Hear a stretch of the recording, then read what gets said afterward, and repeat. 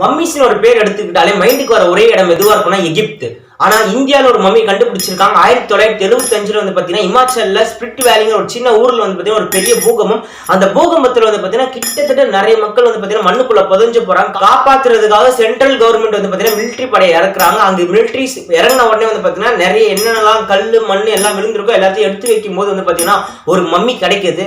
1975 கிடைச்ச அந்த மம்மி வந்து பாத்தீங்கன்னா எந்த காலத்தை சேர்ந்ததுங்கிறது சயின்டிஸ்ட் என்ன சொல்றாங்கன்னா 14th century, கிட்டத்தட்ட 500 வருஷத்துக்கு முன்னாடி வாழ்ந்திருந்த ஒரு மனுஷன் மம்மி தான் அது அப்படின்னு கண்டுபிடிக்கிறாங்க. அப்புறமா அது யாரு என்ன ஏது ஆராய்ச்சி பண்ணும்போது என்னன்னு தெரிய வருதுன்னா ஜப்பான் நாட்டுல இருக்க ஷாங்கா தென்ஜின் ஒருத்தவங்களோட மம்மி தான் அது அப்படிங்கிற விஷயம் தெரிய வருது. இந்த ஷாங்கா தென்ஜின் யாருன்னு வந்து பாத்தீங்கன்னா அவர் ஒரு மாங்க்னா என்னன்னு வந்து பாத்தீங்கன்னா புத்தர்களுக்கு பேர் போன இடம் எதுன்னு வந்து பாத்தீங்கன்னா ஜப்பான். அப்படி ஜப்பான்ல வாழ்ற புத்தர்கள் வந்து பாத்தீங்கன்னா முக்தி அடையணும், நம்ம சாமி கிட்ட போகணுங்கிற எண்ணத்துல வந்து பாத்தீங்கன்னா ஒவ்வொருத்தரும் ஒவ்வொரு இடத்தை தேர்ந்தெடுப்பாங்க. அது மாதிரி தேர்ந்தெடுக்கும் போது வந்து பாத்தீங்கன்னா ஷாங்கா தென்ஜின் தேர்ந்தெடுத்த இடம் எதுன்னு பாத்தீங்கன்னா இந்த இடம் தான், இமாச்சல் பிரதேசம். இந்தியாவில் இருக்க இந்த இமாச்சல் பிரதேசத்தை தான் வந்து பாத்தீங்கன்னா தேர்ந்தெடுத்திருக்காரு. இவர் இந்த இடத்துல முக்தி அடையும் போது வந்து பாத்தீங்கன்னா அவர் வந்து நான் சாமி கிட்ட போக போறேன், மாங்க் வந்து பாத்தீங்கன்னா வாழ்நாள் முழுக்க நான் சாமி கிட்ட போக போறேன் எண்ணத்துல வந்து பாத்தீங்கன்னா வாழ்நாள் முழுக்க ஃபாஸ்டிங் இருந்து அவங்க வந்து பாத்தீங்கன்னா தன் உயிர் துறப்பாங்க.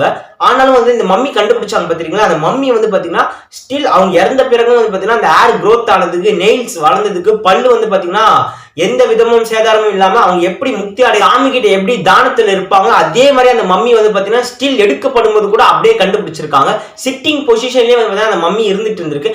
எப்படி ஒரு மம்மி வந்து பாத்தீங்கன்னா ஸ்டில் அவங்களோட ஆர்கன்ஸ் வந்து பாத்தீங்கன்னா எந்த விதமான சேதாரமும் இல்லாம அவங்க உடம்பு வந்து பிரிசர்வ் பண்ணி பாதுகாக்கப்பட்டிருக்கு அப்படிங்கிற விஷயத்தை தீவிரமா ஆராயும் போது என்னன்னு வந்து பாத்தீங்கன்னா அவங்க சாப்பிட்ற ஃபுட் ஐட்டம்ஸ் தான் ஹெர்ப்ஸ், அப்புறமா வந்து பாத்தீங்கன்னா நட்ஸ், ரூட்ஸ், இது மாதிரி இருக்கிற விஷயங்கள் தான் வந்து பாத்தீங்கன்னா பொதுவாகவே மாங்க் சாப்பிடுவாங்க.